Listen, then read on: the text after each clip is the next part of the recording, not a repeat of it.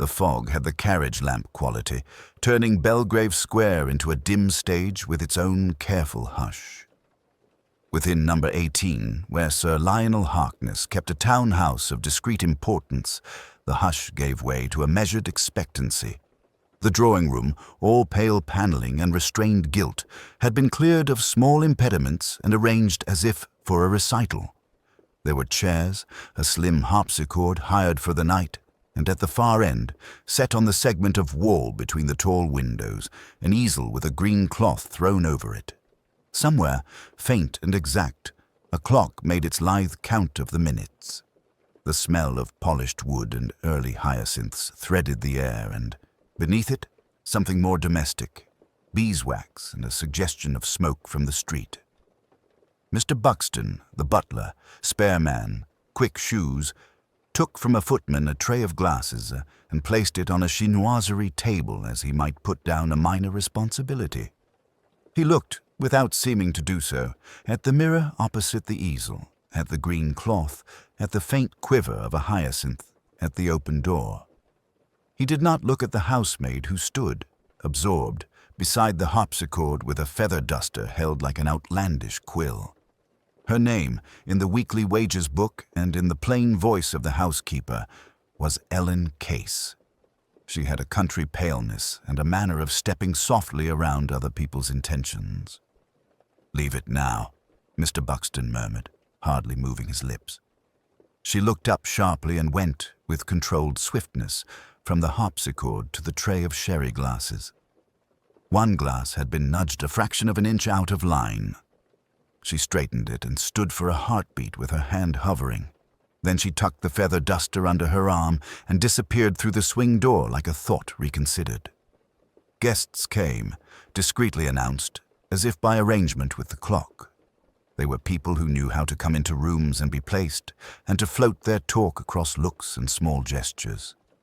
Lady Octavia Merrow arrived in a shimmer of age and good humor, and was placed.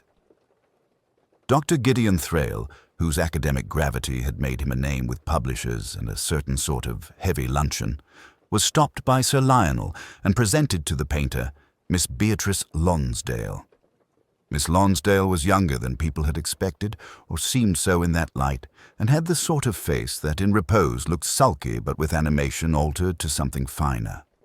There was also a young man from the theatre, Mr. Crispin Vale, who moved too well for a guest and had the flexible voice of his profession. He knew everybody, or behaved as if he did, which is the same thing at that sort of party. Sir Lionel himself came in at last, a few minutes after his daughter Julia. He had the look of a handsome man who has made a treaty with age and is now scrupulous about its terms. His hair had gone the dignified iron grey that makes diplomats and bishops seem more reliable. It was said of Sir Lionel that his charm had greatly assisted the Empire at one time or another, and if so, the Empire must once have been very amenable. Tonight he had the air of being pleased with his arrangements and familiar with each person's inertia. He stood, the light catching his square-chinned face, and said the necessary things. "My dears, Octavia, Gideon, Beatrice," he said with his warm smile. "It will be informal. If anyone is shocked by informality, they should say so to my daughter and not to me, because after today, she runs the house when we are in town. Julia, my dear, you know everyone. Ah, yes. Crispin, you make us feel theatrical. Julia Harkness, poised and plain and therefore to the discerning beautiful, made the small acknowledgment that put people in her orbit at their exact distances. She was wearing dark blue and a row of small pearls, and had the calm of a woman used to being watched and left alone.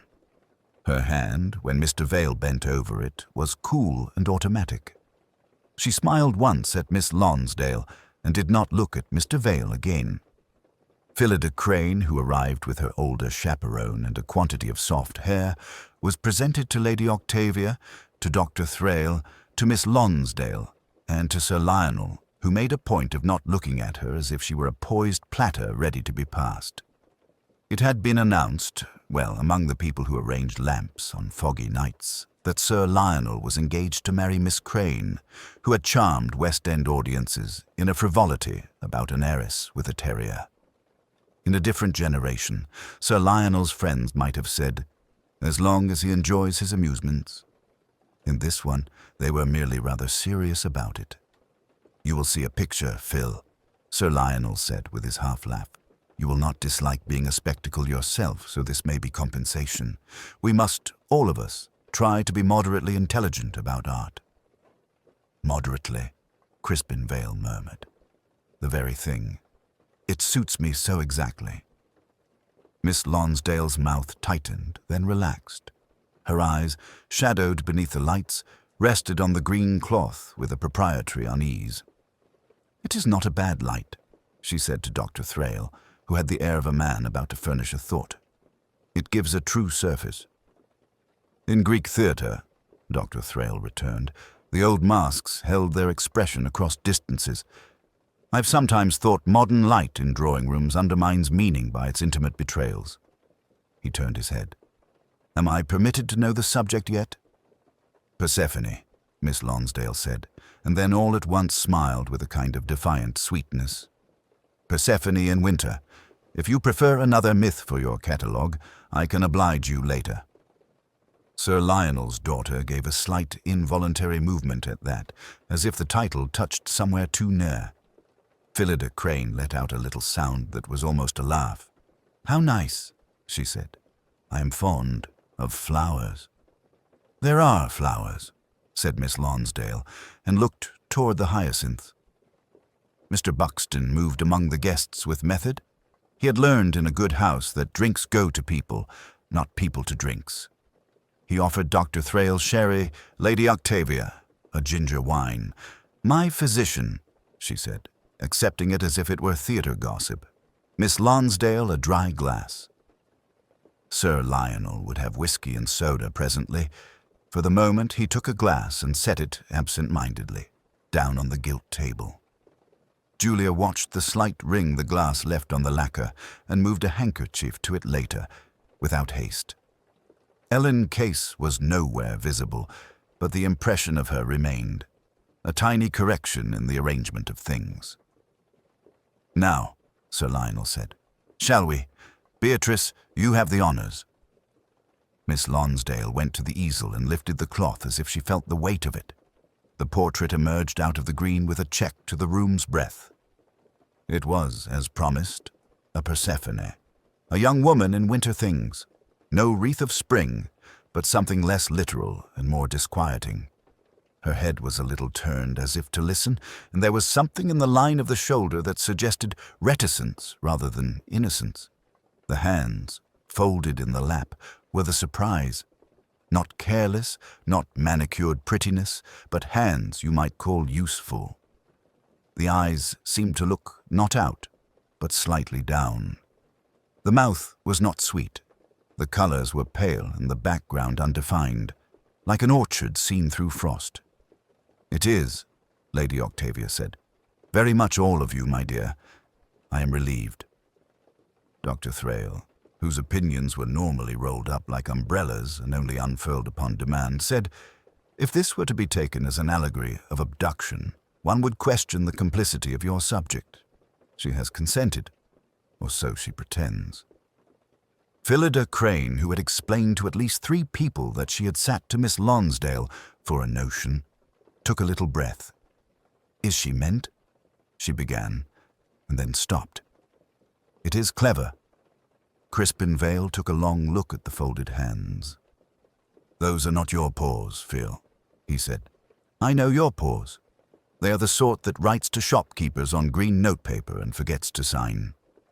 Phillida coloured and laughed, both rather too much. Sir Lionel looked benign. Miss Lonsdale, in the manner of someone standing a little out of herself, was now what her face had promised when still sulky about praise. "The hands are the best thing in it," Lady Octavia observed, tapping her pearls. "It is the lot of hands to give one away." "Do you mean," said Julia, eyes on the portrait, "that hands cannot pretend sufficiently?" "My dear," said Lady Octavia. "I mean that hands are immodest." Mr. Buxton, who had in the course of his career watched great moments pass with the same outward equanimity as he gave to a recalcitrant teaspoon, passed behind Miss Lonsdale and took away, without apology, an empty glass. He put in its place a full one and restored the balance of the tray with a small flick of his fingers. Sir Lionel said, under his breath and to no one, "The light is not quite right," and moved 2 steps to the left. Julia's eyes moved, not to him, but to the table where he had put down his glass. She saw the faint ring, and then, later, the absence of it. "Beatrice," said Dr. Thrale, "forgive a dry person. Why Persephone in winter? You might have made her a campy little goddess with daisies and been applauded by the young." Miss Lonsdale's mouth twitched. "Because winter has its meanings," she said. Because she had eaten, after all. Because bargains bind. Crispin Vale, who could not resist a line offered up to him, said, "Bargains bind. There's a title for Mr. Pargeter's column. He'll be with us presently and tell us what we are to admire. Meanwhile, Miss Crane, you will have to take up winter fruits, pomegranates, not those apples you have been selling your public." Miss Crane, who had the robust prettiness of a white camellia, laughed again and then looked down and realized that in the portrait the dress was not hers. That is to say, it was not any dress she had worn when she had sat. It was a plain thing, severe, almost prim. "I did not," she began, and then quite admirably stopped. "The colors are charming." Someone said under the murmur, "That is not Miss Crane in the least." And someone else, "One is grateful," and the talk gathered. Sir Lionel, who had been watching not the portrait but the portraits on the faces about the room, lifted his hand to rub a line that had begun to appear at his temple. He moved by habit to the ivory writing table where he kept his cigarettes and his note of small domestic matters. He opened a drawer, took out the note, glanced at his own handwriting as if it might remind him of something, put it back, and then found his cigarettes in his pocket as if to save himself the walk. He did these motions almost casually, but Julia, who watched everything he did now, saw his uncertainty. She moved towards him and, as if it were an afterthought, took up the small blue bottle that lay by the inkstand. "Papa," she said, very low, "would you rather?" He shook his head and smiled. "Later. Buxton may murder me if I spoil his sherry." "Buxton," said Lady Octavia, in her bright voice across the room, "this harpsichord, has it been tuned?" "Madam," Mr. Buxton replied, and inspected the instrument as if it were offering him the wrong sort of fork. "It has been attended to, madam." "Come," Lady Octavia murmured, and touched the keys with 2 rings and a lightness that was almost nerve. She brought out a small, brave sound that held for a moment and found its way into the lower parts of the room. Conversation thinned. The sound was like light on water, precise, a little cold. From the doorway at the far end, Ellen Case watched for an instant and then crossed the passage to the pantry, with the feather duster still under her arm, as if she needed both hands for something else. In the pantry, she put the duster down and took up a cloth, and then put the cloth down and stood. Her lips parted as if she had come to the edge of a remark and remembered she had no business with remarks at all. She looked at the decanter and the tantalus, and at the stopper, and then at the tray of glasses. She reached out and, with her small, thin hand, straightened. No, not a glass, but the handle of the silver water jug. She knew that nothing would be noticed if nothing looked as if it had happened. Mr. Buxton came in, not in pursuit, but because rooms linked and duties were continuous. "Ellen." "Yes, Mr. Buxton." "Mind the door.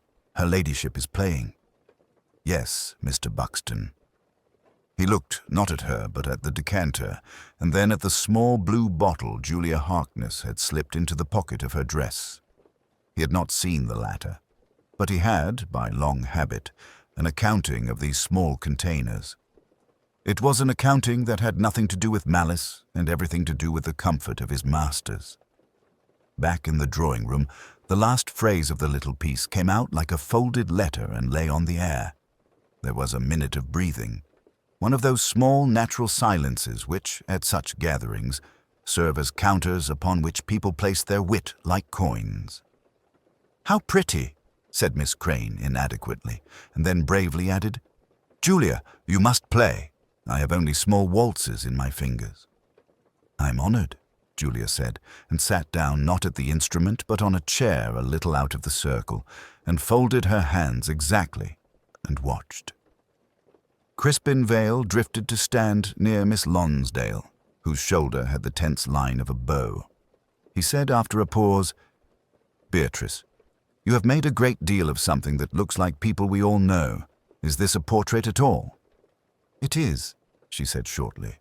"Of whom?" "Of Persephone." He shook his head, smiling. "Naughty. Of whom?" "Of a certainty," she said, "and of a doubt." "Then it is of two people," he returned lightly, and watched the look that crossed Sir Lionel's face at that remark, and went away again. Dr. Thrale, to whom nothing was more engaging than to be considered oracular, cleared his throat. "It is always dangerous," he said, "for an artist to know her subject too well. One cannot do with intimacy what one does with form." "The Greeks." "Oh," said Lady Octavia, "do let the Greeks alone. They have been so very employed this evening." Mr. Pargeter, the critic, arrived with the fog upon his hat, and a manner suggesting that no one else had been expected, and he had been all the while on his way to save the party. He said the things such men say when presented with an accomplished fact, that it was courageous and reticent, that Miss Lonsdale had moved forward, that Sir Lionel had been bold to allow his house to be used as a gallery. Sir Lionel, who had an amused suspicion that the column was already in proof at that moment, nodded and said he was delighted.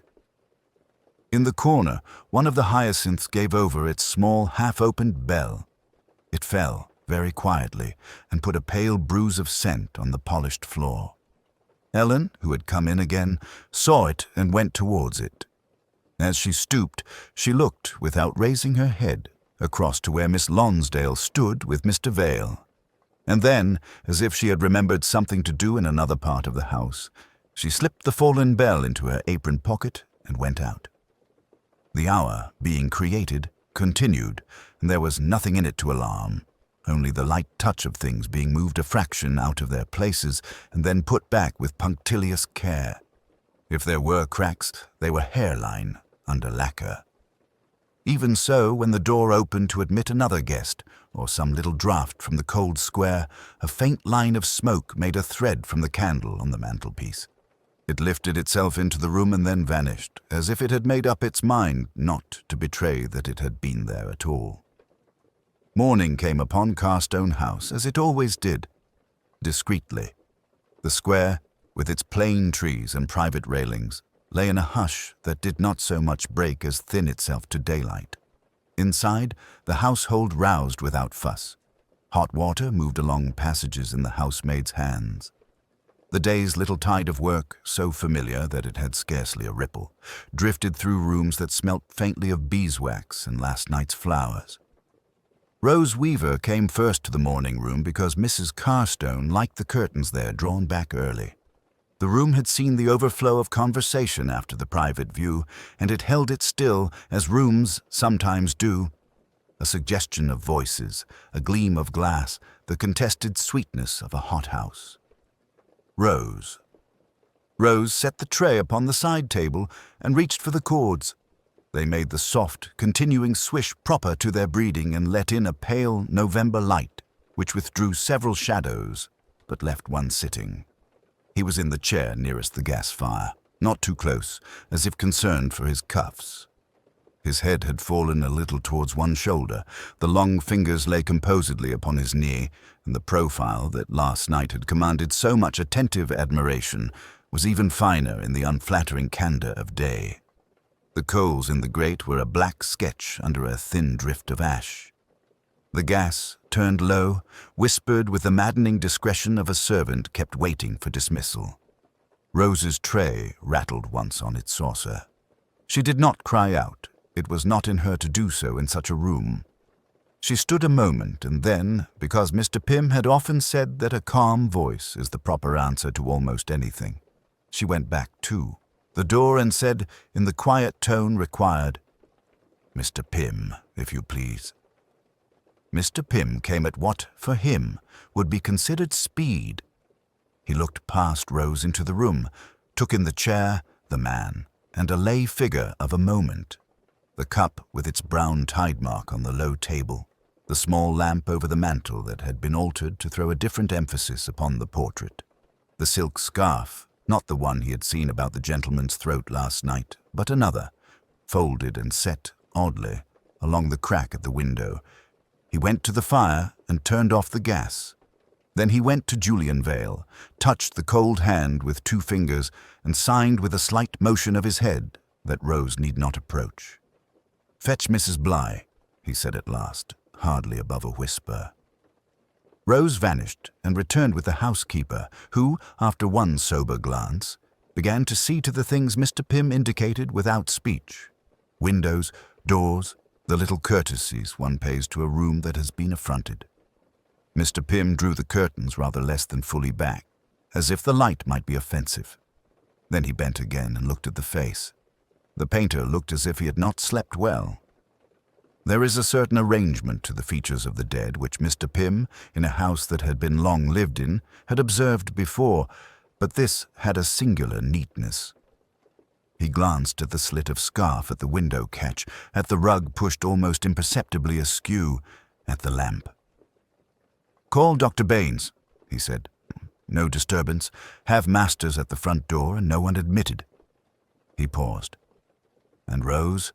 Tell Mrs. Carstone I shall inform her presently." Rose dropped a curtsy and went, her hands carefully empty. In the pantry, she stood very still with the receiver to her ear, repeating in a voice that did not tremble the address and the request for the doctor. While she waited for the click, an image loomed up against the grey inner surface of her mind. A shadow upon the stair last night when she took up the hot water cans, a quick drawing back into the little turn outside the morning room, and something that might have been the faintest warm scent of violets. No, of something sharper, caught on the backwash as she passed. There had been laughter then, far off in the drawing-room, the kind you get when people say something cutting and all pretend they've not understood it. Rose had not looked round. One learned not to look round. It was safer to see everything from the edges. Dr. Baines came shortly after 8, a small, correct man who carried his stethoscope as if doubtful of its manners in society. He went in alone with Mr. Pym, and there followed the very compact, almost ritual murmur of men doing what the moment required. There was no hysteria and no weeping. Mrs. Carstone, when she came to the door, wore a frilled wrap and looked, if anything, more composed than she had looked at midnight. She did not step into the room. The slightest contraction of her nostrils conveyed a sense of annoyance at the gas or what it implied. "Dr. Baines," she said. "You will tell me when I'm sure," said Dr. Baines and inclined his head. "It will be necessary." He glanced at Mr. Pym. "Of course," said Mrs. Carstone. "Pym, send at once." Mr. Pym sent. He did so from the room at the back, which had once been the gentleman's study, and was now somewhere between an office and a sanctuary. His message, phoned with the same serenity with which he had ordered fish, was to the appropriate quarter. He did not say accident, and he did not say anything else. He gave the name and the address and the request, and put down the receiver. In the morning room, the portrait that had been so industriously adjusted the night before looked down with an air of being above the business. It was Mrs. Carstone in green, painted with a high, measured elegance that had given the women something to admire and the men something to resist. The lamp, nearly but not quite centered, took an unreasonable prominence. In the passage, Rose stood with a folded cloth that she did not intend to use. Mrs. Bligh passed her and touched her briefly on the arm, and Rose did not say the thing that had reached to the tip of her tongue. Silence was, in such houses, a training as careful as the polishing of silver. She had learned it. Even so, she felt it turn in her like a key. Inspector Alleyn came quietly into the morning room, as if he had been expected all along and was careful not to tread on anyone's grief. The room had that genteel exhaustion which follows a party. A lamplight with its silk shade drawn slightly askew, a haze of cigar that had settled like a veil, a music book open at a page of Schumann as if someone had tested the piano and then thought better of it. The dead man sat very straight, too straight, in a chair with pale green brocade arms, his head tipped in a composed surrender that owed nothing to sleep. His right hand cupped the stem of a small wine glass. One finger, the third, wore a signet ring with a flattened crest that had the look of a compromise with taste. Mr. Fox, who had arrived before him with the local men, stepped aside. "Evening, Mr. Alleyn." "Evening, Fox. You've made your introductions." Sir Hubert Davenant and Lady Beatrice are in the small drawing-room with their guests. The butler, Cobbett, has seen to it that no one strays. Dr. Wilmot is here. He was among the guests and certified life extinct. He is not the family physician's, but knows his way about a pulse. Alleyn glanced once at Fox and then at the dead man. The mouth, a little compressed in life, he imagined, had relaxed into a faint unkindness. A dealer's mouth, perhaps, perpetually calculating, now betrayed by an easy curve. Elwyn Druitt, the name fitted over the features like a glove. He leaned near without touching. There was an impression of something sour-sweet, but he did not trust the suggestion. Scents confused themselves in these rooms. Orris from the carpet, a vestige of someone's gardenia scent, old port. The glass near the man's hand was not a port glass. It was a blunt-stemmed sherry glass and had made a small wet ring upon the top of a satinwood table. The ring was imperfect. A segment was cut by a smear of blue, no larger than a thumbprint. Alleyn noted the smear's color without naming it. He allowed himself the luxury of one lifted brow. "Who opened the window?" he asked. Fox looked at the long velvet curtains, half-drawn. "No one since. A maid says she found him with the curtains as they are." "It is chilly, and the room is not given to draughts," Alleyn murmured. "Yet the curtain cords twisted. See? As if someone had tugged against a habitual neatness." Fox nodded. The fire wasn't lit tonight either. Cobbett says Sir Hubert has a horror of smoke near pictures. There's one of the new man's things over the mantel. Felix Darnell's. The guests came to see them before supper. Alleyn moved on a little tour of the room, not making a point of it. His eye touched and passed over a program card of the evening's viewing propped like a place card on the piano. A small bouquet of late pink roses drooping faintly in a bowl shaped like a boat. A silver ashtray with 3 cigarette ends and a stub of something more assertive. He saw the brand of the cigarettes and the other, cruder cigarillo. He let it go. A pen lay on the escritoire, with its nib uncapped and a square of blotting paper beneath. The pen's nib had stained the blotter with a dotting of ink like an absent-minded tattoo. There was a letter half slid under the blotter. No, not yet. He returned to Druitt and knelt, feeling the floor with his hand. The carpet was thick, and his fingers encountered the cold metallic suggestion of a button. He did not pick it up. He left it as if he had not found it and stood again, the action lost in one of those movements of his that resembled polite fatigue. "Where is the maid?" he asked, still not looking at Fox. "In the servants' hall, sir. Rose Lyle. Cobbett says she's one for doing things properly. It was she who brought in fresh ashtrays and found Mr. Druitt." "Properly," Alleyn repeated. He went to the door and glanced down the corridor. It gave him a glimpse, for a fraction, of the assembled company in the small drawing-room, caught as if for an etching.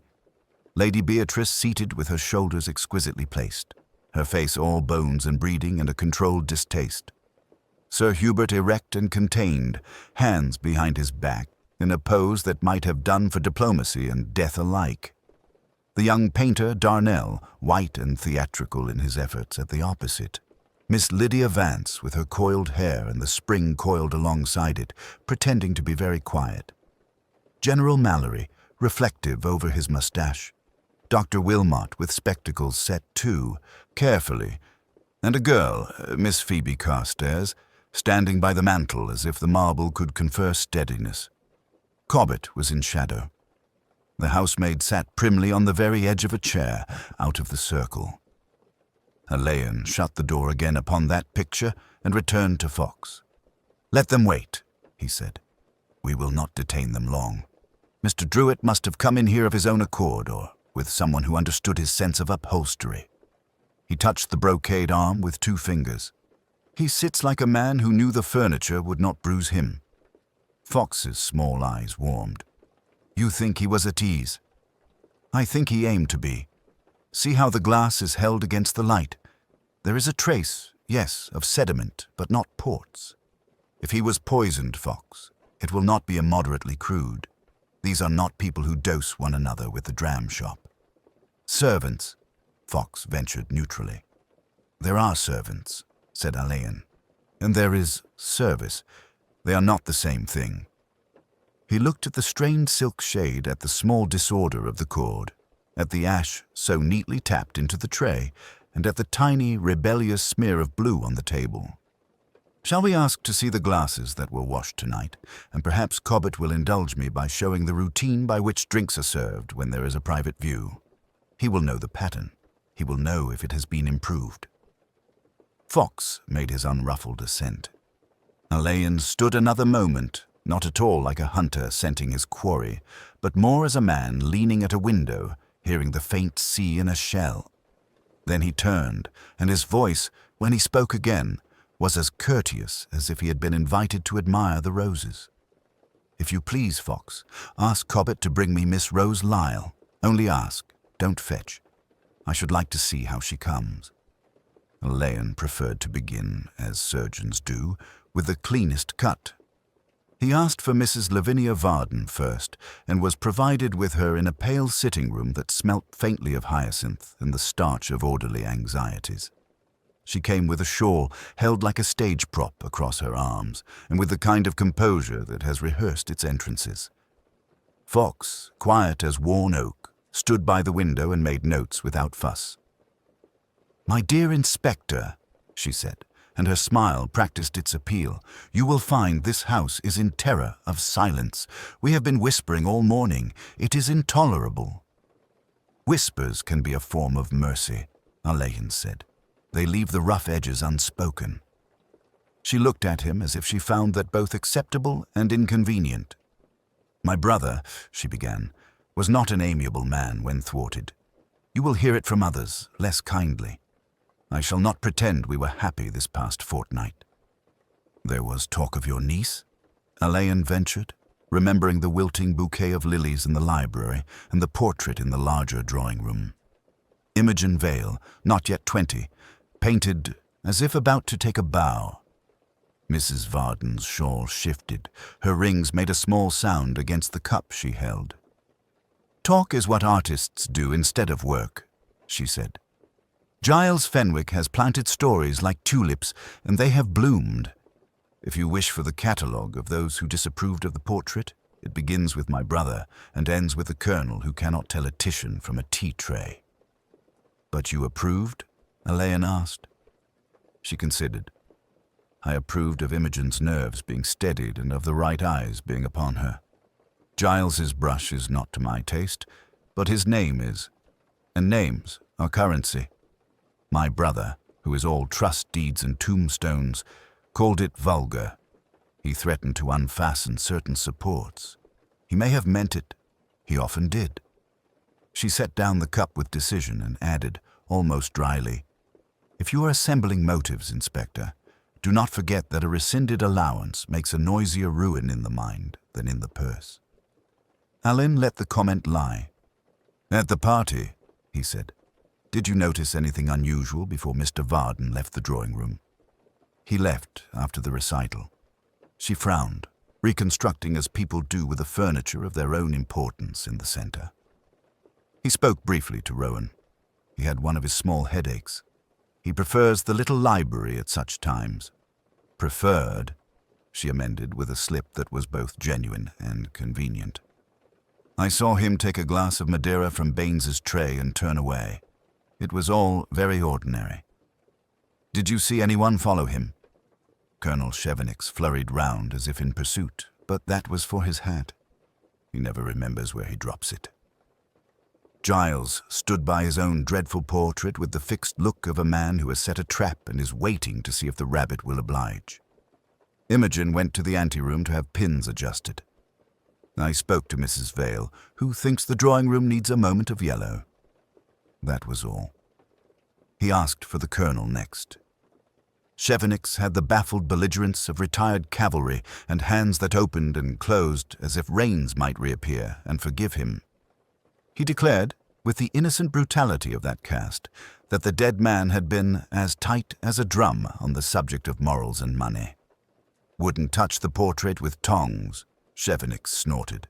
Said it made the girl look like a music hall. Damn, I said. What's wrong with a music hall if the girl can sing? He could spit venom when he liked. Went off in a huff. I followed to get my blasted hat. Found it under a chair in the anteroom. Came back. That's the whole of it. You didn't look into the library? Alleyn asked. Why the devil should I? The colonel's brows met, then lifted into apology. Beg pardon. Beastly business. One doesn't peep into rooms in other people's houses. Fox coughed his small, unoffending cough and wrote the remark down. Rowan Pike, the secretary, came with, the clipped stillness of a man unaccustomed to having his own sentiments consulted. He had the tidy hands of his trade and the habit of polishing truth as if it were silver. I did speak to Sir, Mr. Varden, he said, correcting himself with a minuscule flinch. He wished to be reminded of the meeting with the trustees on Monday. It was not contentious. He had a touch of neuralgia. He seemed preoccupied. He took his drink and went to the library, as he always did when the house was too full. Baines knows his habits better than anyone. Did anyone else know them as well? Alleyn asked. Rowan hesitated. Mrs. Varden, of course, and Miss Vale. She attends to him. Attended. The servants, inevitably. The housemaid, Elspeth. She often lights the small fire there in the afternoon. He glanced towards the door and shut his thought like a drawer. I'm afraid I can't be helpful. On the contrary, Alleyn said, and let him go. Imogen came last, fragilely vehement, like porcelain with a hairline crack. She agreed at once that the portrait was perhaps too theatrical, and at once denied that this mattered. Her eyes slid past Alleyn to the window, where the garden had a greyness that promised rain. Uncle was old-fashioned, she said, careful as a tightrope. He thought art should be like hymn books. He disliked Giles because Giles laughed. I didn't ask for the portrait. Aunt did. I wanted to sing. He said there was vulgarity in me. Perhaps there is. Did you speak to him last night? I said good evening, and he said, your dress is a mistake. It was crimson. He preferred grey. You see the sort of thing. Did you follow him to the library? She smiled with an effort. No, I followed the safety pins. When she had gone, they were left for a moment with the hyacinth scent and the little scratch of Fox's pen. Through the open door a slip of black and white moved silently past, a housemaid with a tray and a head turned just enough to know and not be known. Alleyn noticed the care in her gait, the care of someone who believes the floor has shifted and is determined not to be the first to fall. He reminded himself that politeness is a hedge, not a wall, and asked for Baines. Alleyn asked Reeves, with that suggestive courtesy which never seemed to be a question until it had been answered, if he might see the servants' hall. Reeves, who was of the polished school and had served a bishop before Dame Beatrice, permitted himself the faintest of bows. If you please, sir, Mrs. Thrale will be there. We take our tea at 11. The servants' hall at the Laverock, being at once brighter and cleaner than many a drawing-room, looked out on a strip of winter garden where laurel leaves shone like armor. Mrs. Thrale, a woman whose authority seemed built of starch and compassion in equal parts, presided over a brown teapot. A housemaid sat with hands folded and eyes down. A small, dark creature with neat hair and an air of hearing everything at once. Her apron was as white as good behavior. Reeves named them Mrs. Thrale and Rose Driver. "Miss Driver," Alleyn said, with an emphasis that made her look up. "You were on duty last night?" "Yes, sir." The small clock on the dresser ticked its polite approval. Alleyn admired a round of sponge cake that would have looked at home upstairs. "We've troubled your household abominably," he said. "I'll meddle no longer than is necessary. Mrs. Thrale, perhaps you would be kind enough to tell me what is usual on such a night." "Very little alteration in our customs, sir," said Mrs. Thrale with calm certainty.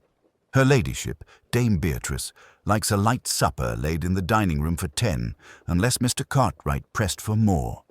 The coffee, with cognac, is served in the study if there are papers to look at.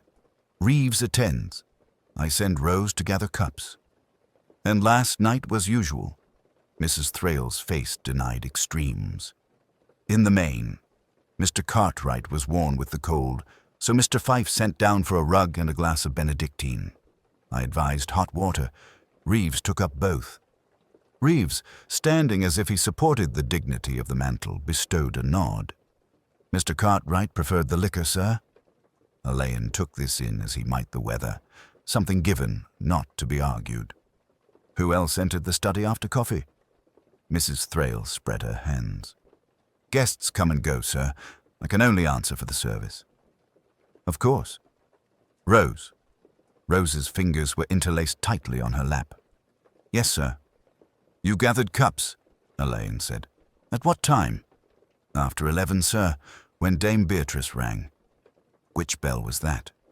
"The green bell under study, sir." Rose's mouth made the word with a kind of reverence. "It's a soft bell. The drawing-room's sharper." "She notices her bells," Mrs. Thrale interposed, not without approval. "I've trained her." Alleyn smiled. "It is a training that makes a house articulate. Did the study bell ring once?" Rose hesitated. "Twice, sir. The first, I took the tray for the cups. The second, that was later." "How much later?" "A quarter hour, or near enough." "Did you see Mr. Cartwright at the first ringing?" Rose's eyes slid to Mrs. Thrale and then to her own hands. "Yes, sir." "How was he?" "Asleep, sir."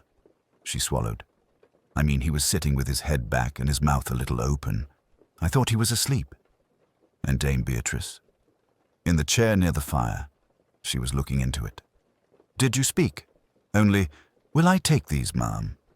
And she said, 'Do, child.'" Reeves cleared his throat softly. "If I may, sir, Mr. Cartwright had not been a sleeping gentleman all the evening." "No?" "He was active in his observation, sir. I took the opportunity to adjust the fire twice. The second occasion, he was in good voice." Reeves's eyelids expressed a delicate antiquarian distaste. Such as it was. Mrs. Thrale looked down at the teapot. "On that point, we do not dwell." "Nor need we," Alleyn said. "The second ringing, Rose?" "That was after Mr. Herrick came down the back stair," the girl said quickly, and then bit her lip. Something trembled in her face and was stilled. Alleyn waited. In the silence, the ticking sounded very large. "The back stair?" he asked, when she did not go on. Reeves' reproach was almost tender. "Rose, I've said it now," she murmured. "It's the stair for the bedroom, sir. It comes down by the study door. Mr. Herrick, he walks soft." Mrs. Thrale's hand, placed firmly on the table, made a small admonitory tap. "We do not notice the coming and going of the quality." "No," Alleyn agreed. "It would be highly improper. And yet, the back stair is a domestic thoroughfare. One must look to one's feet." Rose's lashes lifted for a moment to reveal very clear, very frightened eyes. He had no business on it, sir. Only, sometimes the gentlemen, they don't wish to be seen. What did you take at the second bell? The glass, sir. The little glass with the bee on it. Ah, said Alleyn. The Benedictine. I washed it straight away, Mrs. Thrale said with a dignity that made it nothing personal. It is not our way to leave sticky glasses about. I'm sure it isn't. Alleyn stood. His gaze, which could be as bland as milk or as searching as cold water, turned for a moment to the dresser shelves. On the middle one, a line of cups sat exactly equidistant. On the lowest, a gap waited for something to be put back and had not been filled. You are a precise household, he said. I congratulate you. Reeves accepted this as the tribute of a gentleman to a fellow craftsman. We endeavor. It shows. Alleyn turned to go and, as if remembering, said lightly, The study key. It is kept where? In the drawer in the little table on the landing, Reeves replied without hesitation. By the bronze girl, it saves confusion when the guests are in the drawing room. And last night? Last night, Reeves said after the smallest pause. It was as usual when I fetched it. Who returns it? I do. Rose made the faintest of movements as if to correct this or to swallow it. Mrs. Thrale, with the teapot, made again that soft tap which called her to silence as surely as a hand laid on her shoulder. Alleyn's thanks were quiet, and his departure seemed to leave the room larger. On the stair he paused, listening to the murmur resume below. There was, he thought, a music to the servants' reticence, a hymnal of loyalty and fear. He had learned, at least, where the silence was thickest. It would be necessary to part. It, delicately, as one parts curtains to admit an altered light. Alleyn returned to the pantry when the house had resumed its uneasy imitation of order. The smell of metal polish and hot water lay unaltered. In that, at least, the day had not distinguished itself. The butler, who had given his name without offering it as a confidant, stood like a mild monument between the sink and the glass-fronted cupboard, his hands correctly empty. If I may, sir, he murmured, when Alleyn's gaze travelled to the bellboard. We had the electrician last month. The wires are sound. Are they indeed? Alleyn said. I was looking, I confess, at the corks. It was a neat contrivance. Discreet little cones of cork pushed into the cradles beneath three of the brass flaps. The morning room, the blue boudoir, and the library. With the corks in place, a call would register by the tremor of the strip, but would not chatter its news along the corridor. Her ladyship's nerves, sir, said the butler in the tone of a man offering, but not insisting upon, an explanation. Since the influenza, she finds the bells oppressive. Quite. And the cork for the morning room, has it always been pared so thin? It seems to have frayed. He touched it gently. The cone was wrapped, not with string, but with a membrane of white cotton, torn longwise and tidied over with an anxious finger. The butler's attention did not change its level. Only his eyelids lowered a fraction. I couldn't say, sir. Mrs. Pym could, Alleyn answered with mildness. He did not, for the moment, summon the housekeeper. He stood instead under the bell-board and allowed the minutiae to settle into their places. 3 faint rings of damp on the scrubbed table betrayed the recent standing of a tray. A thin track of milk had been drawn by a careful cloth, almost but not quite to the edge. The silver teapot had been drained and rinsed to the butler's content. Beside it lay the sugar boat, shell-shaped, scratched by years of spoons, but polished to a reflective pride. Alleyn lifted it and set it down again with no noise at all. You lay the breakfast tray? He asked. Not ordinarily, sir. The butler paused on the edge of the past tense. We each have our duties. Of course. How is it done here? The butler explained without elaboration.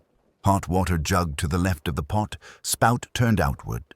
Cups nested, saucers standing, sugar boat at the rim nearest the drinker, shell tail pointing to the right. Tongs between boat and cream, spoon basin an inch inside the line. never beyond. The recitation had the dry correctness of a creed. "The tray this morning," Alleyn said, "had the jug to the right. I should not have noticed, but for the water track, it ran in the direction your discipline does not permit." "It is possible," said the butler after a small breath, "that I moved it. You would not have let it sit long enough to leave a track?" "No, sir." Alleyn was silent. It was in these modest departures that people betrayed themselves, the tiny treasons they committed against their own rituals when pressed by anxiety or guilt or a mistaken kindness. To imitate the form was easy, to preserve the unconscious habit of it required, unfortunately for would-be imitators, the very familiarity they did not possess. "And the sugar boat," he said. It was reversed. The butler's composure altered by a hair. He looked not at the sugar boat, but at its place on the felt. "I dare say. You have the hands of a clock in this house," Alleyn observed, as if at hazard. "You put things down at noon, and at 10 past they have crept from their proper hour. It is quite human." He let it rest. "Mrs. Pym?" She came from the scullery with the air of a woman who could produce proofs if asked to, but would prefer not to be required. Her glance took in the bell-board as one takes in a cross in church, respectfully, with reservations. "The cork on the morning-room bell," Alleyn said, and held it towards her. "Not mine," she said at once. "That is not our binding.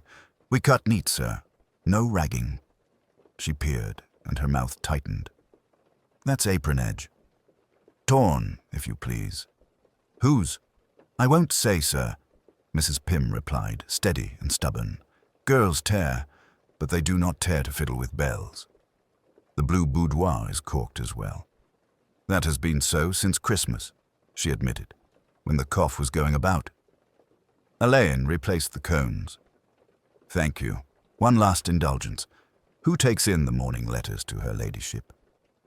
"Brant," Mrs. Pym said, nodding toward the butler. "If he is upstairs, else the girl put them on the side table in the morning room, never on the escritoire, for fear of scratching." "And this morning?" "Brant," said Mrs. Pym, and the butler inclined his head by way of acceptance. Alleyn looked again at the table. A corner of blotting paper, raised and flattened, had left a damp impression. He smelled, very faintly, violet. It lay upon the air like something once seen and half forgotten. "May I see the morning room?" he asked. They went together through the baize door and along the passage, past the cupboard where the girl had been found. In the room, Son made an argument of the curtains. The writing table was in an order that stood to attention. Only the bell-pull rope, creased low, disturbed its line. "Her ladyship dislikes pulling hard," Mrs. Pym volunteered unwillingly. "It lames her wrist." Allen put his finger to the tassel and lifted it the smallest degree. The rope, at that height, carried a pale grey smear of chalk. Stage chalk, rubbed off where a hand not used to the thing had taken pains to ensure it would not slip. He let the tassel fall and looked, as if idly, at the hearth. The fire had been laid, last night with the minute criss-cross one saw in careful houses, but the top stick was askew, set there by someone in a hurry. He did not speak of it. He said only, to the room and to the two who watched him, "It is very kind of you to humor my curiosity." As they withdrew, the bell-board remained with its quiet, silenced mouths. The house presented its ritual face, as houses do when something indecorous has occurred, and only large mechanical proprieties will serve to cover it. Allen's mind went, without his asking it to the reversed shell and the torn apron. They were nothing. They were everything. He had, if he was honest with himself, the first sure sense of a hand where a hand should not have been. In the hall, a footman coughed discreetly and announced luncheon would be served at 1. "If," he added to the butler in an aside that was not quite an aside, beg pardon, if there is any luncheon." "There will be," the butler said. "We cannot let things fall away." Alleyn, hearing it, thought, "No, they will not fall away. They will be moved by inches out of their customary places, and then they will show themselves. By 11, the household had achieved its special post-tragedy quiet, the sort that feels arranged as though silence itself had been coached for performance. Doors closed with care. The grandfather clock in the hall took up more space than before. In the library, Alleyn stood by the uncurtained window and watched a thin, oblique rain hatch itself against the dark panes of the conservatory. Fox, who had a way of becoming part of furniture without ever ceasing to observe, occupied the outer edge of a Chesterfield and was dutifully not lighting a pipe. The butler came in with a silver salver and a shade of perturbation showing only in his eyelids. On the salver lay a square of house notepaper, the crest discreetly embossed. "For you, sir," said the butler.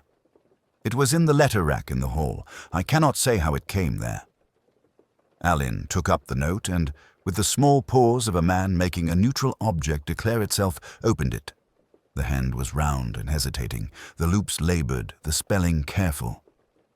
"Inspector, please, I must see you alone. In the conservatory now. I dare not be seen." "I see." Fox watched the paper tilt between Alleyn's fingers. "I see," he remarked mildly. "Yes," said Alleyn. "Mrs. Creasy's housemaid is Ivy Carter." The butler did not move. A good butler could contrive stillness that expressed tact. "I beg your pardon, sir. Miss Carter is a housemaid. I could as easily be J. The hand is unformed." His voice added, without saying it, that kitchen maids do not ordinarily trespass upon crested note paper.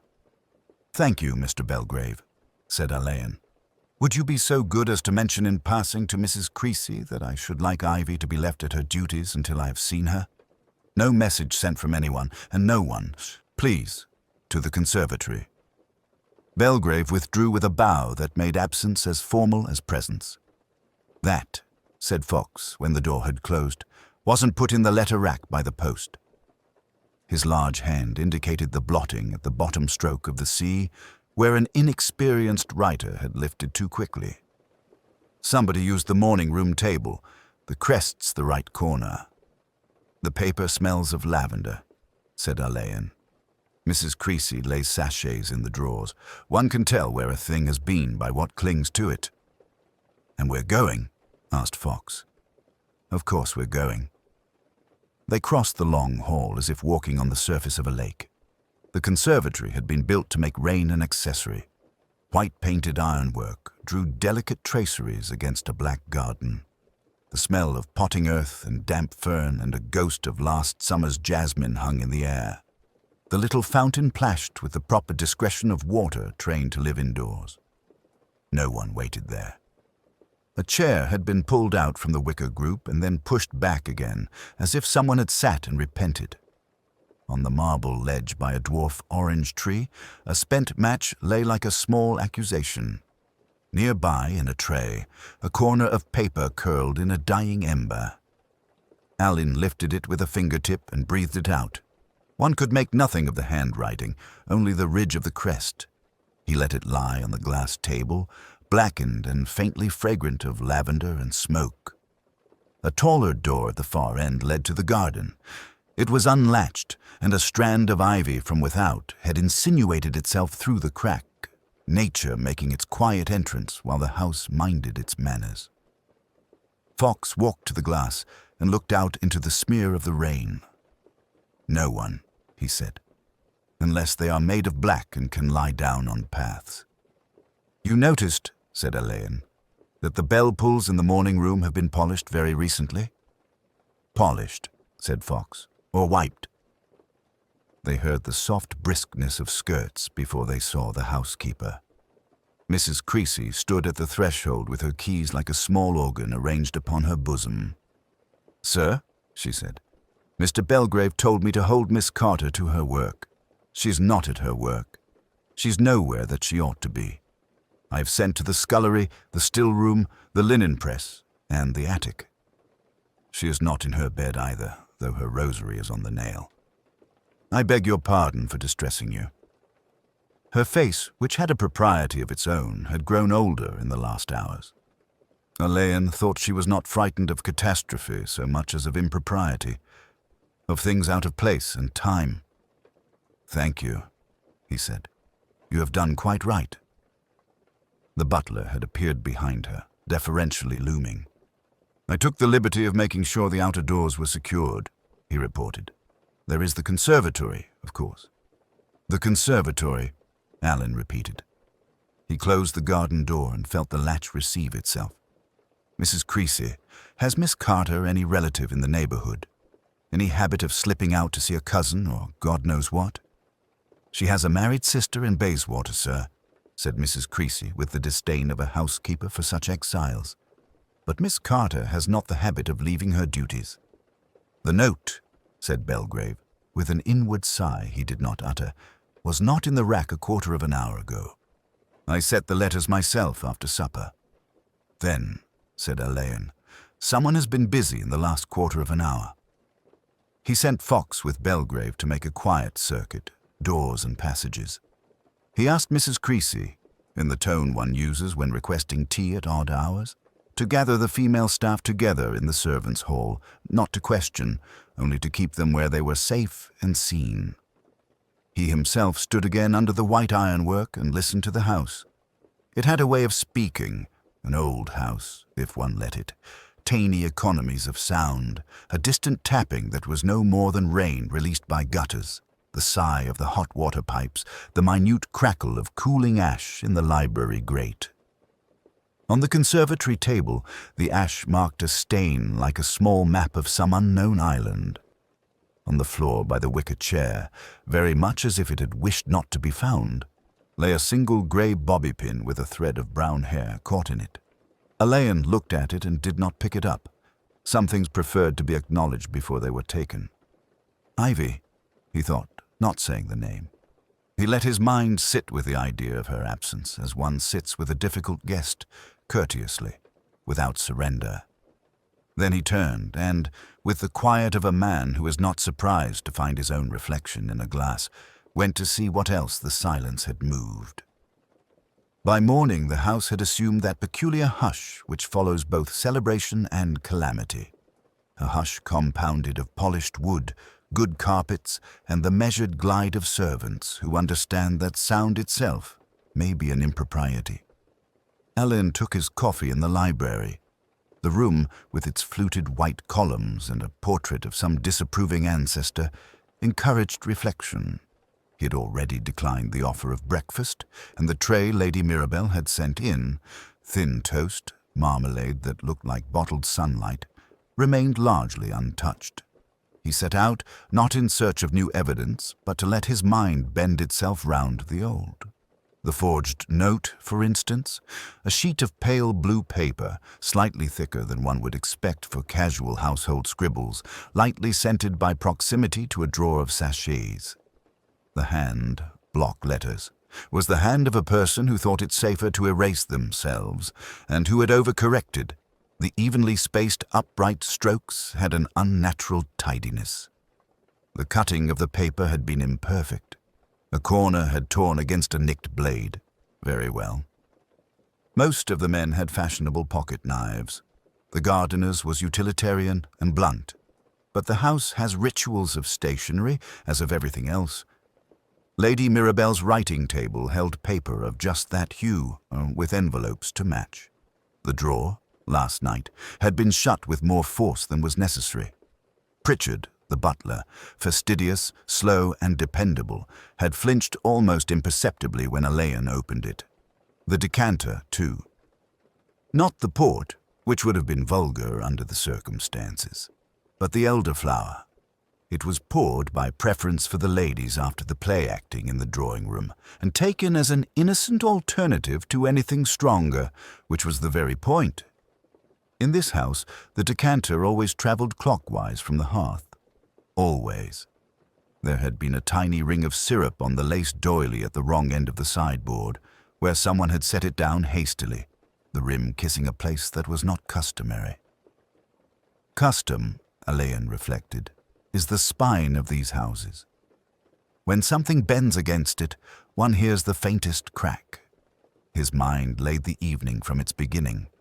The little after-dinner recital, the impromptu scene that the actress had given, no more than a page, and tastefully chosen. Lady Mirabell had been pleased and anxious all at once, for the house was full of persons she liked to impress without appearing to try. A retired general whose medals sang softly under lamplight, a painter with careful hair, a pale young scholar who knew how to stand in front of a picture and make a phrase. There was the secretary, too, whose devotion to the dead man had seemed more effective than affectionate. And there was the housemaid, Nell, a slip of a thing in a stiff apron, who, if one looked at her profile as she bent over a tray, had the steady native beauty of those who do not think about their faces. She knew something and was alarmed by knowing it.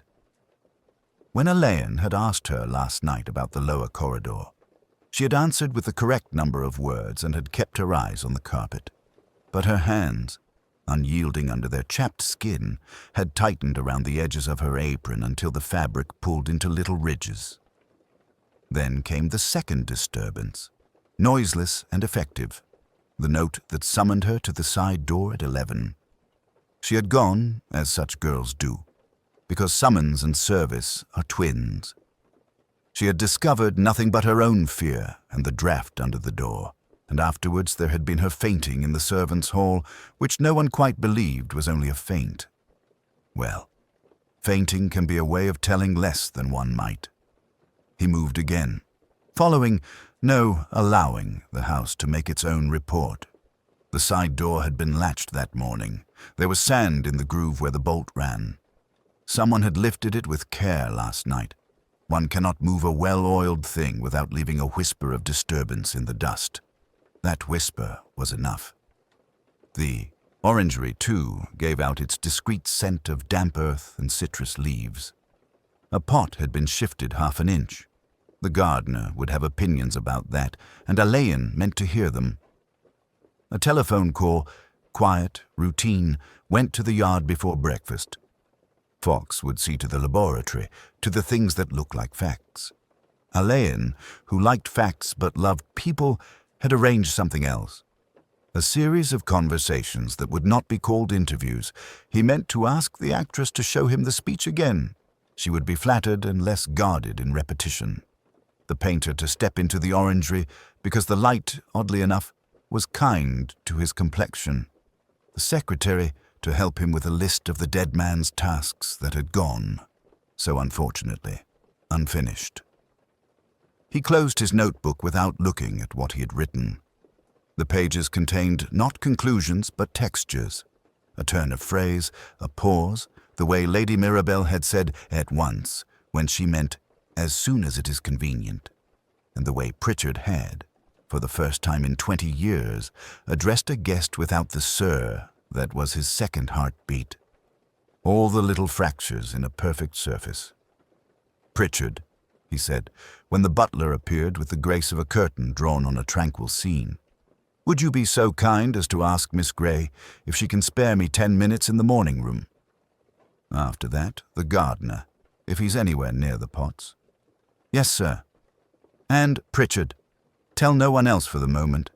It is better that we do not hurry." "Very good, sir." Alleyn watched the door close. He would not hurry. He would let his suspicion, no more than that, settle as dust settles upon a polished table. One sees it better once one stops breathing on the surface. He stood very still, and in the stillness, the shape of a motive began to show, structured not by opportunity or by cleverness, but by the delicate machinery of pride. He put his hand on the back of the chair that no one sat in if they were not of the family, and smiled slightly as if at an old friend who had, once again, betrayed a confidence by keeping it too well. Alleyn stood alone in the long gallery, where afternoon diluted itself into a pale, polite dusk. The canvases along the wall, ancestral visages, unruffled in varnish, regarded him with the tolerant boredom of people accustomed to secrets that outlive them. Dust motes turned on their own axis in a slant of light. He watched them a moment, as one might consider an argument that refuses to pronounce itself. He heard the soft progress of silk and turned to see Lady Davenish at the far end, hands loosely clasped, the colour in her face very carefully managed. "I've come to ask," she said, "if there is anything required of me before the coroner arrives.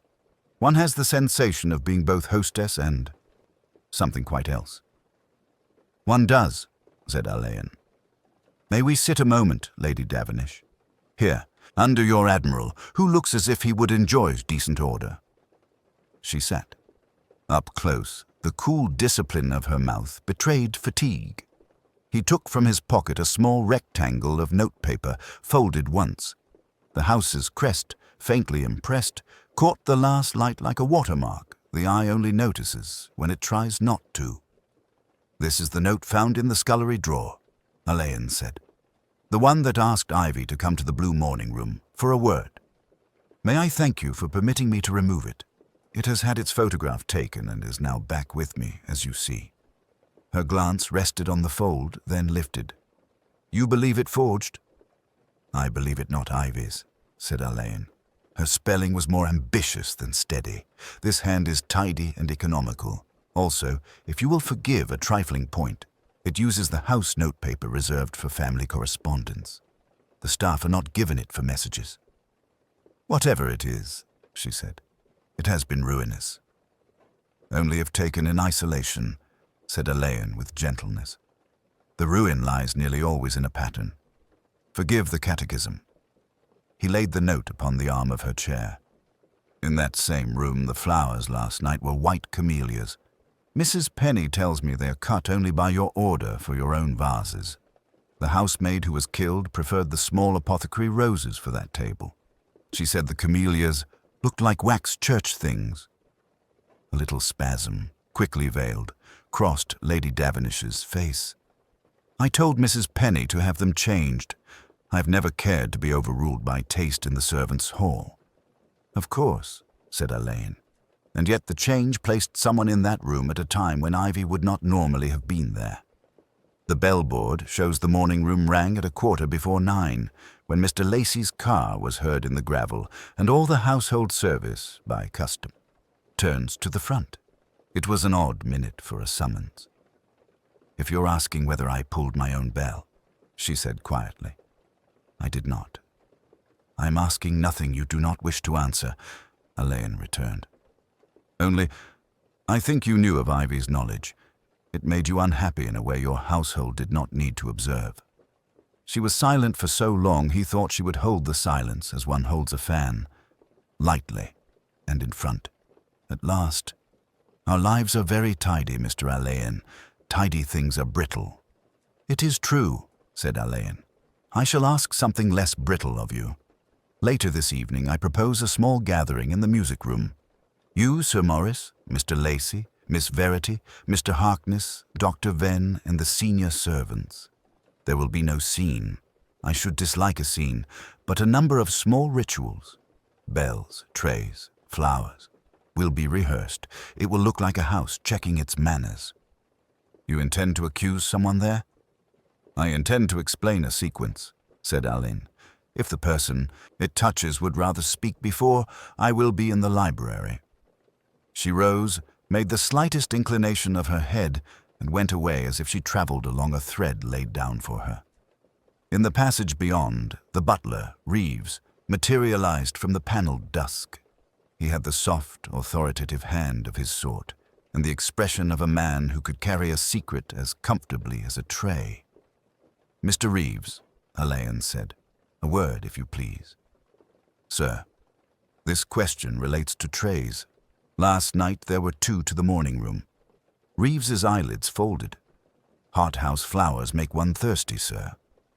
"And the second tray returned unrecorded to the pantry," Alleyn went on, "without the glass that should have been on it. Mrs. Penny is an orderly soul. She would have rung for you. She did not. Who fetched it back?" A pause large enough to accommodate a scruple and a decision. "I did, sir." "At whose request?" Reeves allowed himself the small luxury of looking at a point above Alleyn's shoulder. At no one's. It seemed best. Best? Best for the little ones downstairs, Reeves said with unwanted warmth. It is an unhappy house when the hall boy knows more than he ought. Alleyn inclined his head. You are very right. Forgive me. One last thing, the spare key to the medicine cupboard in the morning room sideboard. Who holds it? Lady Davenish, sir, and myself when warranted. Was it warranted last night? Reeves's silence was a more positive thing than speech. Alleyn let it stand and dismissed him with thanks, as if the whole had been about cutlery. He found Fox in the library, vast and comfortable, warming his hands on the respectable glow of a small fire. It's to be the music room, Alleyn said. After dinner. No heroics. Fox nodded. You'll have it, sir. See that Dr. Venn steps in beforehand, and keep an eye to the passages near the morning room. People who mean to go away do so quietly. Fox's agreeable rumble acknowledged this.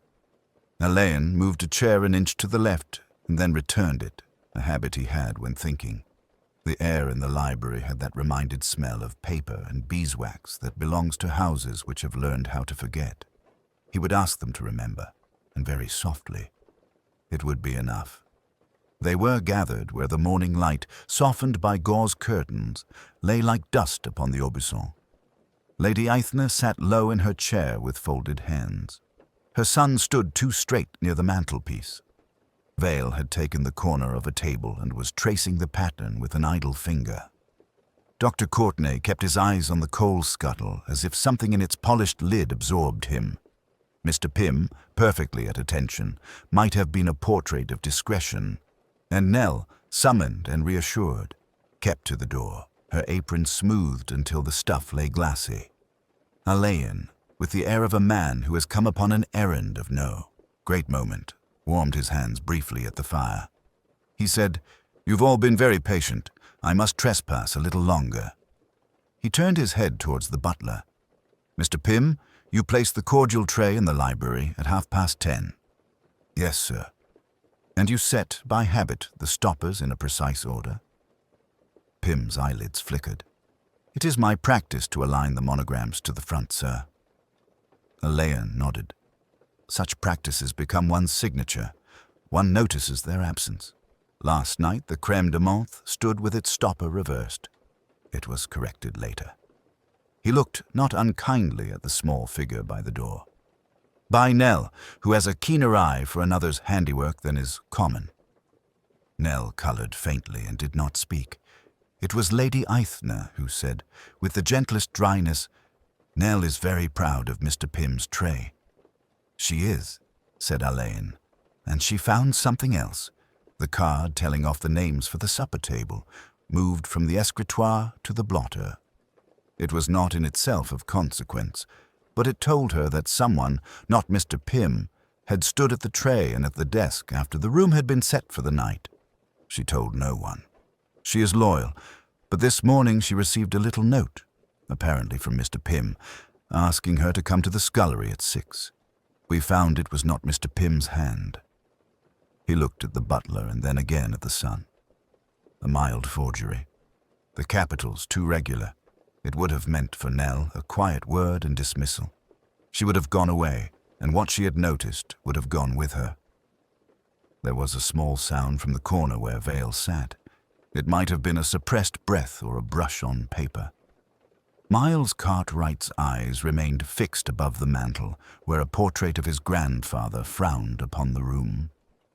Alleyn said, in the conversational tone of a man recalling an anecdote, Adrian St. John had developed a taste for the absurd cordial. He drank little else after dinner. He had, too, an uneasy interest in the finances of certain patrons. He was inclined to press unkindly where he might, perhaps, have warned. Last evening he was good enough to warn Mr. Miles. He paused. He had learned something of a signature and of a sum. He made it clear that, unless a remedy were contrived, he would make his knowledge useful to himself. He consented at last to a truce in the library and took his glass. Lady Aithna said very low. "Roderick." He did not look at her. "There are ways," he went on gently, "to temper a cordial so that a man grows drowsy and dies as if his heart had arranged it. They are not, unfortunately, unknown to those who sit in doctors' surgeries and hear prescriptions discussed, nor to those who tidy a medicine chest. They require time and courage, less courage, perhaps, than a public scene." Dr. Courtenay said, "I will make a statement about what was kept in my bag. I did not miss it last night. I should have been careful. That is on me." "You left the bag in the morning room," said Alleyn. "While you telephoned, anyone might have lifted the little file and returned it. That person knew Mr. Pym's routines and Nell's pride sufficiently to suppose the thing could be done between 10:30 and 11. He did not know that Mr. Pym aligns his stoppers to the monogram. He replaced one reversed." "Dear God," said Lady Aithna, not as an expletive, but as a prayer, and put her hand for an instant to her throat. Alleyn glanced from her to the mantel. There were other small betrayals. The bell cord by the library fireplace has been tied with a left-handed fisherman's knot. It is a neat trick one learns on the river. Mr. Miles rows very well, I'm told, and is left-handed. There was the ash on the hearthrug. Crème de menthe leaves a sticky ring when it is spilled. There was a faint smear of it on Mr. Miles's cuff this morning, below the button. He told me he had knocked a fern pot. That would have left earth, not green syrup. Miles moved then. He did not look at anyone, least of all his mother. "If you've come to the end of it," he said, "say it." Alleyn said it as simply as if he recited a date. "I think you put a measure from the doctor's file into the green bottle before dinner. Mr. Pym set the tray at 10:30. You followed St. John into the library. He took his glass, his own choice, which must have seemed to you a mercy. And you spoke together. When he began to grow unwell, you advised him to sit by the fire. You went out and met the others in the hall when the clock struck 11. You had already written the note to Nell. You hoped she would have been gone by today." There was a long, living silence. The clock ticked. Somewhere a coal settled. At last, Lady Aithna rose. She took a very small step and then another, like a woman newly learning to walk, and stood beside her son. "Miles," she said. It was all.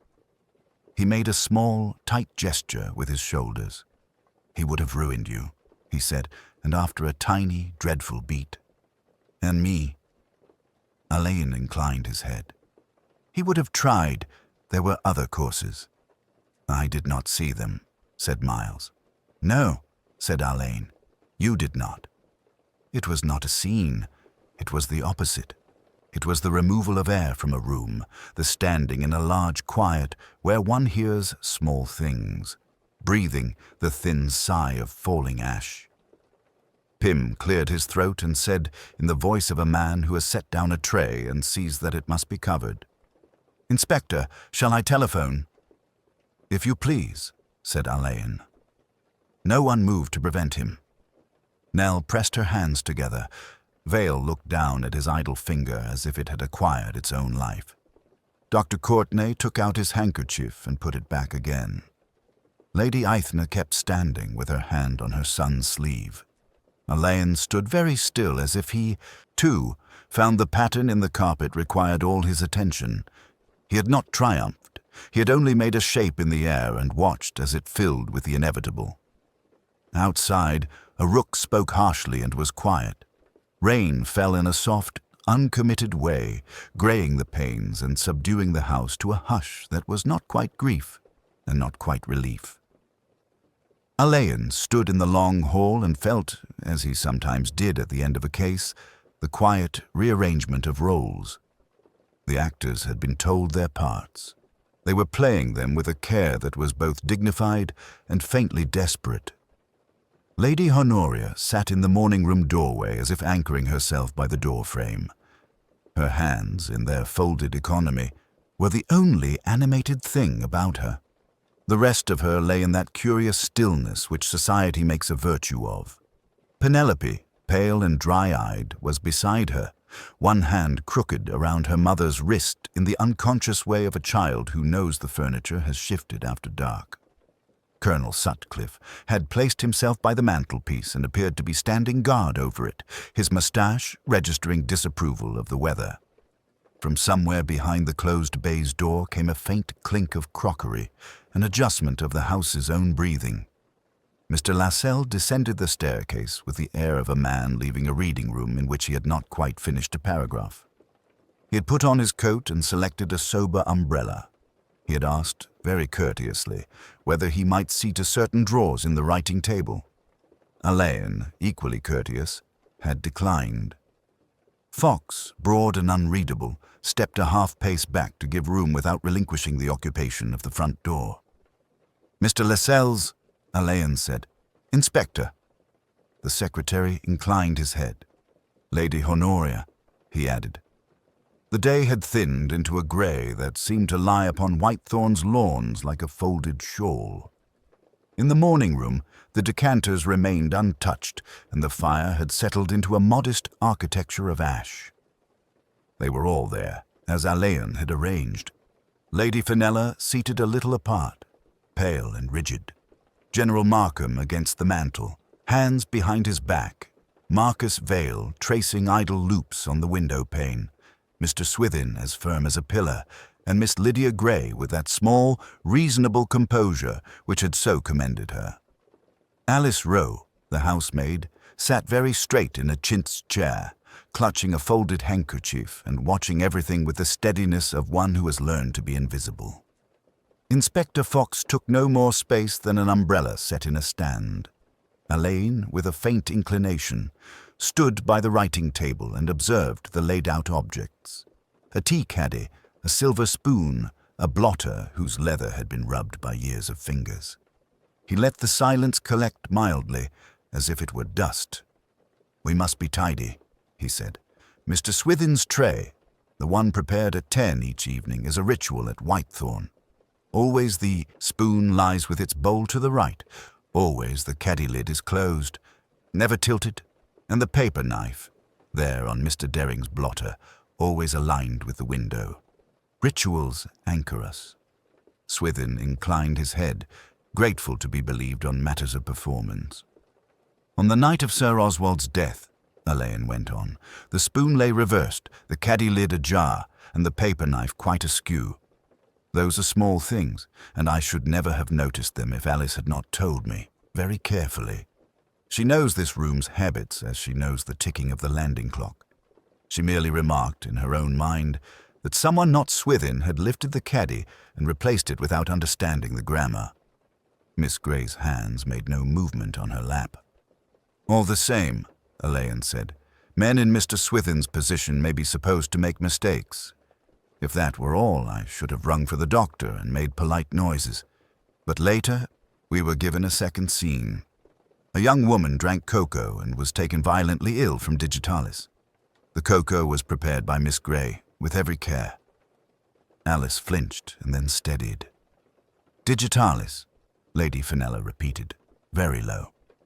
The pathologist's report confirmed it in Sir Oswald's case too. The tincture had been introduced to the water in his glass after Mr. Swithin left the tray and before Sir Oswald drank. The conservatory door was unlatched that night. There is a stain of soil on the caddy's knob. And someone with practical knowledge had been, pardon me, Mr. Vale, in the greenhouse, bruising leaves and washing hands rather hurriedly. There is a basin there. Its plug chain carries a faint greenish smear. General Markham's mouth hardened.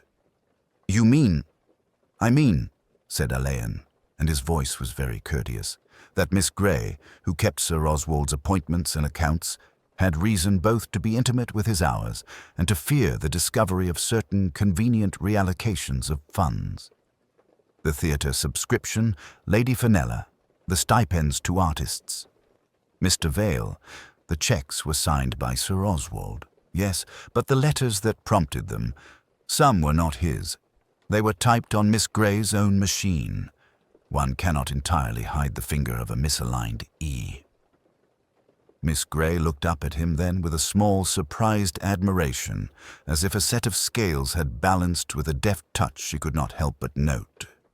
"I believe," said Alleyn, "that Sir Oswald had found you out, Miss Grey, and that he intended to dismiss you. Perhaps he was humane. Perhaps he meant to be more than usually generous, but he was also punctilious. He postponed, he reflected. He rang, and you, who had sent Alice down the corridor with an invented errand and came back alone, saw your only large kindness leaving you." Miss Grey's lips moved. "I don't think I wanted kindness, Inspector. Only to go on being necessary. Yes." Alleyn's agreement was very soft. And afterwards, Alice had seen too much. She knew the room as it is meant to be. She had been in the conservatory twice a day all week to polish the glass. She saw the smear. She told Mr. Swithin. Mr. Swithin, who is loyal to houses, said nothing because he did not yet know how to say it. And when the house trembles, the small people take shelter. You cannot blame them for that. Lady Fenella said in an almost inaudible voice, "Is it true, Lydia?" Miss Grey turned her head. "It is, my lady. I told myself he had used me, that it would be tidy if it ended in the room he loved, under his paintings with his pen where he left it. I brewed the wrong leaf and watched the second hand. I'm sorry about the girl. That was not tidy." Alice unexpectedly said, "Miss?" and then, unable to find the sentence, looked down and smoothed the handkerchief. "Inspector Fox," Alleyn said. Fox stepped forward as if he had been present in antechambers all his life. Miss Grey rose without resisting. She straightened the cuff that had fallen back from her wrist and looked about the room once, as if to take from it the habit she had broken. When she had gone with Fox, the air resumed its quiet order, much as a carpet shows no bruise when a foot is lifted. General Markham cleared his throat. "Damnable. Necessary, I suppose." "Neither and both," said Alleyn. He set the paper knife parallel with the window and closed the caddy. "I shall take my leave, Lady Fenella. Mr. Swithin will tell you what to do about the greenhouse." Outside, the lawn held its pale light, and the gardeners had begun to strip the foxgloves, adept fingers pinching the spent spikes.